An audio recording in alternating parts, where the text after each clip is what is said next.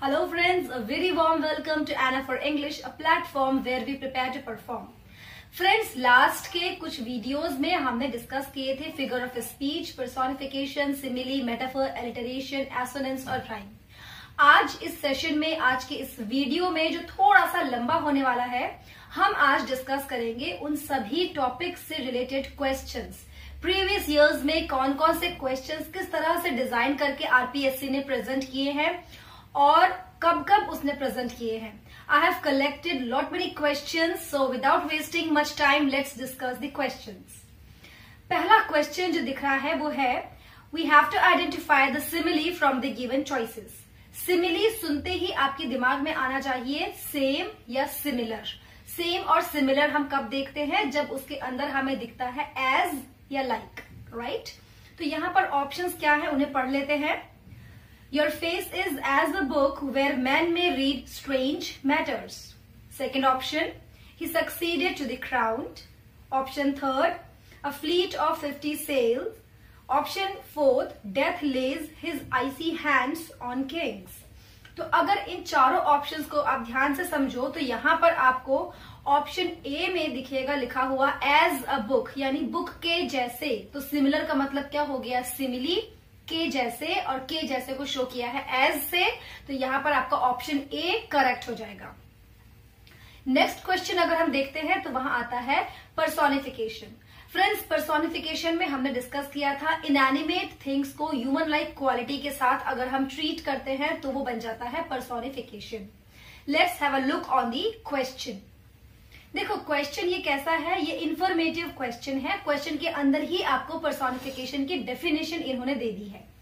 Personification is that figure of speech where we ascribe intelligence and personality to inanimate things. Identify the example of personification. ये जो question है ये आया है grade 1 2011 में. Now the options are, number 1, a new thought has suddenly stuck me. Number 2, who is my neighbour. Number 3, can Honor's voice provoke the silent dust? Number 4, he swam bravely against the stream of popular criticism. तो यहाँ पर अगर आप देखो तो यहाँ पर आपको लगता है ऑनर की आवाज, ऑनर्स वॉइस. तो क्या ऑनर की कोई वॉइस होगी? ऑनर एक एब्स्ट्रैक्ट एलिमेंट है, एब्स्ट्रैक्ट नाउन है, और एब्स्ट्रैक्ट नाउन को हमने ह्यूमन लाइक क्वालिटी देने की कोशिश की है. तो यहाँ पर जो आपका ऑप्शन सी है वो करेक्ट आंसर हो जाएगा. Now next question. अगर हम नेक्स्ट क्वेश्चन देखें तो उसमें आता है identify the example of personification. ये भी ग्रेड 1 का 2011 में पूछा गया क्वेश्चन है, right? Options are, or flattery soothe the dull cold ear of death. Option B, the camel is the ship of desert. Option C, he was a man of iron courage. And option D, we must be guided by the light of nature. तो यहाँ पर अगर हम फिर से personification ढूंढेंगे तो हमें वापस ह्यूमन लाइक क्वालिटीज देखनी है. या तो पर्सनालिटी में होंगी, पर्सनालिटी में नहीं होंगी, तो कहीं ना कहीं ह्यूमन जैसी चीजें आपको देखने को मिलेगी. और अगर हम सारे ऑप्शंस को ध्यान से एग्जामिन करें तो हमें मिलता है ऑप्शन ए, जहां पर लिखा है or flattery soothe the dull cold ear of death. तो फ्लैटरी कैसे सूद करेगी? पहली चीज तो ये. दूसरी चीज, cold ear of death. Ear of death, death भी एक इनएनिमेट थिंग है, डेथ भी एक एब्स्ट्रैक्ट नाउन है, तो डेथ के भी ईयर वगैरह कुछ नहीं होते हैं, वो ह्यूमंस में हम देखते हैं. तो यहाँ पर ऑप्शन ए इसका सही आंसर है. इसके अंदर पर्सोनिफिकेशन काम में लिया गया है. Come to the fourth question and the question is, देखो अब इस क्वेश्चन को ध्यान से पढ़ना. ये 2013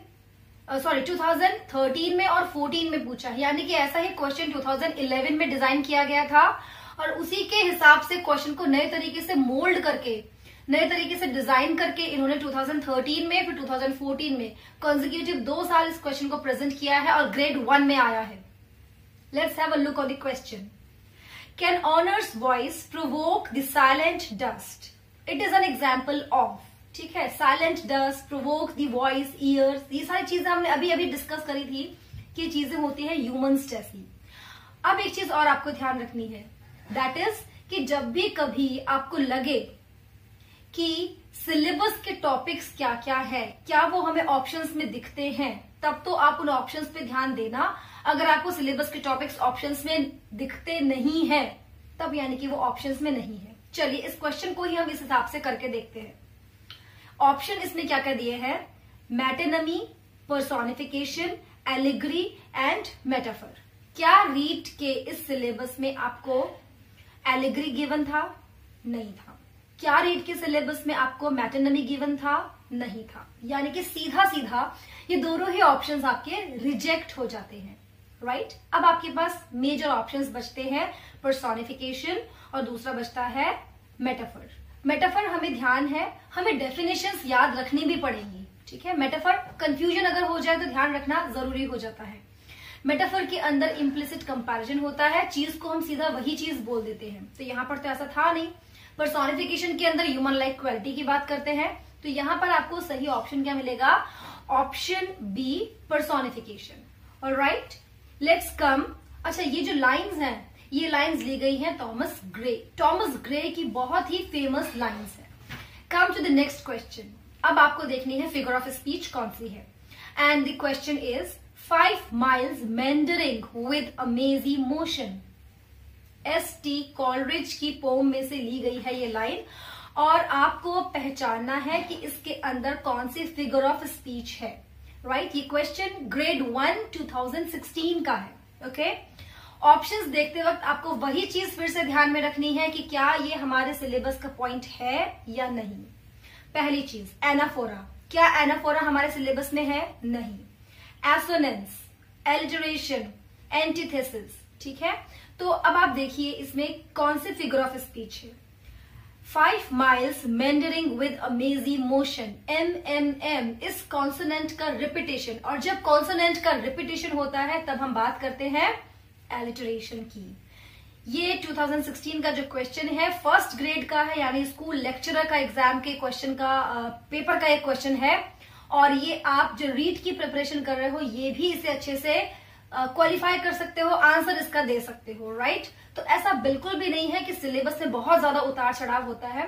सिलेबस वही है, कंटेंट वही है, टाइप ऑफ क्वेश्चन को प्रेजेंट करने का तरीका थोड़ा सा चेंज हो जाता है। Come to the next question. O my love is like a red red rose. ये रॉबर्ट बर्न्स की लाइन है, ठीक है? रॉबर्ट बर्न्स की पोएट्री से ली गई है, और यहाँ पर स्टेटमेंट में हमें पहचानना है कौन सी फिगर ऑफ स्पीच है।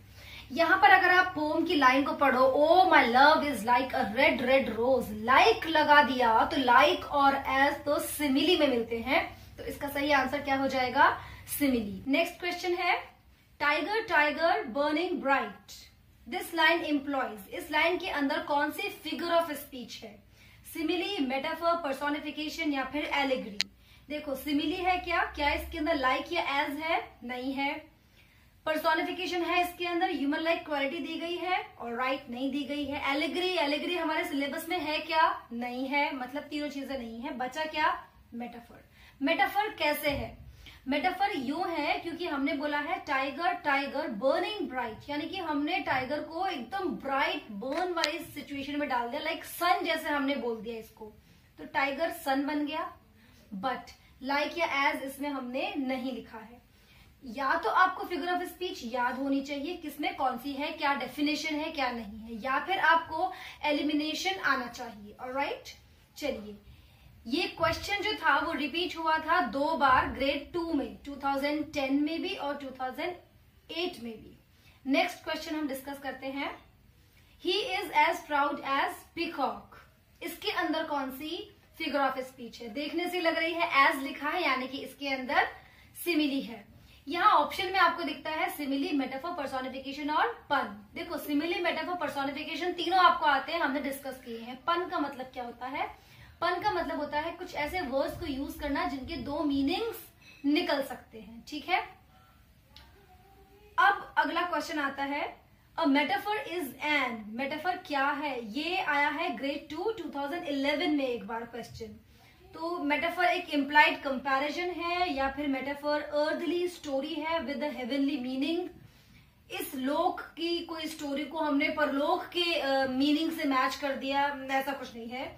इम्प्लाइड स्टेटमेंट है क्या, या फिर वो इम्प्लाइड आर्ग्यूमेंट है? तो देखो मेटाफर क्या है, सिमिली और मेटाफर इन दोनों में हम कंपैरिजन करते हैं, तो metaphor is an implied comparison. Alright, 11th question क्या कहता है, singing SPAC it is an example of. अब सिंगिंग स्पैक, इसमें क्या समझोगे आप, देखो स्पेलिंग से देखो, एस और एस रिपीट होता है। ये ग्रेड 3 2013 में क्वेश्चन आया था। सिंगिंग स्पैक के अंदर होता है एलिटरेशन। नेक्स्ट क्वेश्चन की हम बात करते हैं, तो the implicit comparison of one thing in terms of another. Implicit comparison, हमने दो तरह के कंपैरिजन पढ़े थे सिमिली और मेटाफर में। सिमिली में हमने डिस्कस किया था एक्सप्लिसिट कंपैरिजन और मेटाफर में होता है इम्प्लिसिट। तो ऑप्शंस क्या आते हैं, सिमिली, मेटाफर, काउंटर पॉइंट और मेटाफोरिकल। तो इसका आंसर क्या हो जाएगा, इम्प्लिसिट कंपैरिजन होता है मेटाफर के अंदर।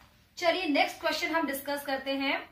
As proud as peacock which figure of speech is there. Simile है, मेटाफर है, पर्सोनिफिकेशन है या फिर पैरेंथेसिस है। देखो पैरेंथेसिस हमारे सिलेबस में नहीं है। और दूसरी चीज देखते ही हमें समझ में आ रहा है, एज प्राउड एज, तो एज या लाइक का यूज करते हैं तो होती है सिमिली, और यहाँ पर क्या बन जाएगा, ये सिमिली। ग्रेड 3 2013 एंड 14 2 साल लगातार ये क्वेश्चन रिपीट हुआ है। चलिए नेक्स्ट क्वेश्चन देखते हैं। Which of the following lines contains an example of assonance. आपको एसोनेंस ढूंढना है। एसोनेंस क्या होता है, वाउल साउंड का रिपीटिशन। पढ़ के देखते हैं। The angry dog barked loudly, second option है। The sleet streaked her sneakers, third option है। The clown caught the kid before he fell, fourth question option है। This is how the world goes. तो यहाँ पर अगर आप सारे ही statements को ध्यान से देखो तो आपको ऑप्शन बी के अंदर ई की साउंड रिपीट होती नजर आएगी। पहली बार वो रिपीट हो रही है स्लीट में, फिर रिपीट हो रही है स्ट्रीक्ड में, फिर रिपीट हो रही है स्नीकर्स में। देखो तीनों ही बार पैटर्न अलग बनता है। पहली बार बनता है डबल ई से ई, फिर बाकी दो बार बनता है ई ए और ई ए से ई। तो ध्यान रखना, वाउल साउंड के रिपीटिशन को हम बोलते हैं एसोनेंस। ये क्वेश्चन आया है रीड के लेवल 1 लैंग्वेज 2 के अंदर 2018 में, यानी कि मोस्ट रीसेंट क्वेश्चंस में से एक है ये। नेक्स्ट क्वेश्चन हम देखते हैं। Pick out the correct example of metaphor. अब आपको इन ऑप्शंस में से मेटाफर ढूंढना है, ठीक है। सिमिली का जैसा होगा, लेकिन कंपैरिजन एकदम से सीधा कर दिया जाएगा। लाइक या एज जैसी सिमिलैरिटीज को नहीं देखा जाएगा। आइज लाइक टू लैम्प्स, यानी कि लाइक आ गया तो ये तो सिमिली हो गया, हटा दो इसे, एलिमिनेटेड है। The ship of life moves on, rosy lips and cheeks as white as a snow, तो इसमें भी एज आ गया, ये भी हटा दो। दो ऑप्शंस आपके पास बचे हैं B and C, that is the ship of life moves on, और दूसरा ऑप्शन बचा है रोजी लिप्स एंड चीक्स। क्या यहाँ पर लिप्स को रोज कहा है, नहीं कहा। रोजी जैसे गुलाब से गुलाबी, तो रोज से रोजी बन गया है। तो हम बोल सकते हैं रोजी लिप्स, डिम्पल चीक्स। बच्चों की थोड़ी सी छोटी छोटी चिल्ड्रन राइम भी है, ये नर्सरी राइम्स जिन्हें कह देते हैं हम। तो ठीक है, ऑप्शन सी भी नहीं है। अब ऑप्शन क्या बचता है आपके पास, option B, that is the ship of life moves on. Right, यहाँ पर लाइक और एज को काम में नहीं लिया, बट डायरेक्ट कह दिया है ship of life moves on. ये रीच लेवल 2 लैंग्वेज 2 का क्वेश्चन है। राइट, ये 2018 का ही है। आई एम सॉरी, मैं मार्क करना भूल गई। नेक्स्ट क्वेश्चन हम देखते हैं। Sessions of sweet silent thought. Sessions of sweet silent thought, it is an example of SSS, it is an example of alliteration. Sweet, silent, sessions, सबके अंदर S repeat होता है। नेक्स्ट क्वेश्चन देखिए। विच figure of speech is common in tongue twisters, jingles and nonsense words. कौन सी वाली होगी, ये हमने डिस्कस भी किया था, दैट इज एलिटरेशन। और हमने एक टंग ट्विस्टर बोल के भी देखा था। आई डोंट नो आपने घर पे बोल के देखा था या नहीं। ये क्वेश्चन आया था रीड के लेवल 2 लैंग्वेज 2 में 2018 के अंदर। नेक्स्ट क्वेश्चन डिस्कस करते हैं। Which of the following is sometimes called vocalic rhyme? ये क्वेश्चन रीड लेवल 2 लैंग्वेज 2 2018 में आया है। वोकेलिक राइम हम कभी कभी किस फिगर ऑफ स्पीच को बोल देते हैं, तो ये आपको याद रखने की चीज होगी। हम एसोनेंस को कभी कभी वोकेलिक राइम बोल देते हैं। वोकेलिक जो गले से आवाज निकल रही है, आवाज हम उसी को कहेंगे जिसके अंदर कोई ना कोई वाउल होगा, ठीक है। यहाँ पर आप आवाज से क्या मतलब निकालोगे, कोई भी गले से स्वर निकलता है, और स्वर हिंदी के हिसाब से स्वर कहते हैं और इंग्लिश में हम कह देते हैं वाउल। तो एसोनेंस को हम कह सकते हैं वोकेलिक राइम, है ना। Assonance is vocalic rhyme. Next question हम देखते हैं, What device is present in the line? और लाइन क्या है, The wind whistled a high and lonesome tune. Wind ने सीटी बजाई। क्या कभी आपने हवा को सीटी बजाते हुए देखा है? आपने सीटी बजाते हुए किसी न किसी ह्यूमन को देखा होगा, ठीक है। तो हवा सीटी कैसे बजाएगी? तो यहाँ पर सीधा सा काम हो गया। विंड अगर विस्लिंग कर रही है तो वो ह्यूमन का काम कर रही है, पर्सन का काम कर रही है, that is personification. Read level 1 language 2 2018 में ये क्वेश्चन आया था। तो इसके अंदर आयरनी नहीं है, मेटाफर नहीं है, एलिटरेशन नहीं है इस वाली सेंटेंस के अंदर या इस लाइन के अंदर। पर्सोनिफिकेशन को काम में लिया गया है। अनसीन पोइट्री से भी क्वेश्चंस आएंगे, तो अनसीन पोइट्री के ही क्वेश्चन का ये एक तरीका है, ठीक है। आपको अनसीन पोइट्री दे दी जाएगी जो सिलेबस में आपके मेंशन्ड नहीं है, हो सकता है कहीं ना कहीं पहले आपने पढ़ रखी हो। एक अनसीन पोइट्री देंगे, उस पोइट्री से रिलेटेड कुछ क्वेश्चंस आपसे पूछे जाएंगे। तो यहाँ पे क्वेश्चन क्या पूछ रहे हैं, यहाँ पे पहले पोइट्री देख लेते हैं एक बार हम। टॉमस ग्रे की ये लाइन्स हैं, let not ambition mock their useful toil, their homely joys and destiny obscure, nor grandeur here with a disdainful smile, the short and simple annals of the poor. तो यहाँ पर अब in line से related हमें questions पूछे गए हैं। जैसे अनसीन प्रोज के क्वेश्चंस होते हैं, ये अनसीन पोइट्री के क्वेश्चन है। The first question is, which is the figure of speech in the word ambition? Ambition के अंदर कौन सी फिगर ऑफ स्पीच है? Here it is personification. इन्हीं लाइन्स में से नेक्स्ट क्वेश्चन बनता है, which is the figure of speech in short and simple?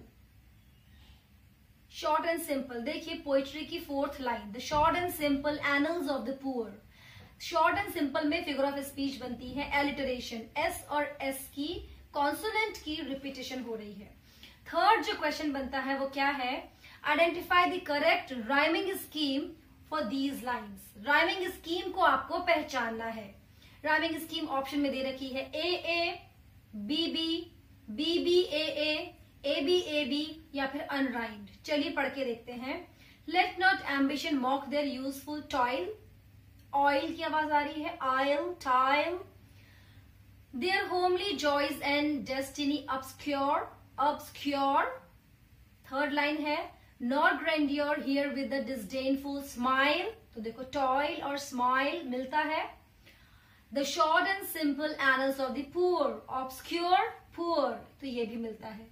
तो यहाँ पर राइमिंग स्कीम या राइमिंग पैटर्न क्या बन गया है, ए बी, यानी कि option C is the correct option. Let's move to the next question, और उसमें भी हमें एक छोटा सा पोएट्री का पार्ट दिया है, हम उसको एक बार डिस्कस करते हैं। कैन स्टोरीड अर्न और animated burst back to its mention called the fleeting breath? Can honor's voice provoke the silent dust, or flattery soothe the dull cold ear of death? तो देखिए इस वाली लाइंस में से पहले भी लास्ट के दो लाइंस में से बहुत सारे क्वेश्चंस डिजाइन हो चुके हैं, और अब ये वाला क्वेश्चन अनसीन पोइट्री से हमने ले लिया है। ऐसा डिजाइन हो के कैसे भी कोई भी चीज आपको कभी भी प्रेजेंट कर सकते हैं। You always have to prepare to answer correctly. अब क्वेश्चन क्या बनता है, which is the figure of speech in honour and flattery? तो ये दोनों ही क्वेश्चन, ये दोनों ही वर्ड्स जो है ऑनर और फ्लैटरी, यहाँ पर काम कर रहे हैं ह्यूमंस के जैसे।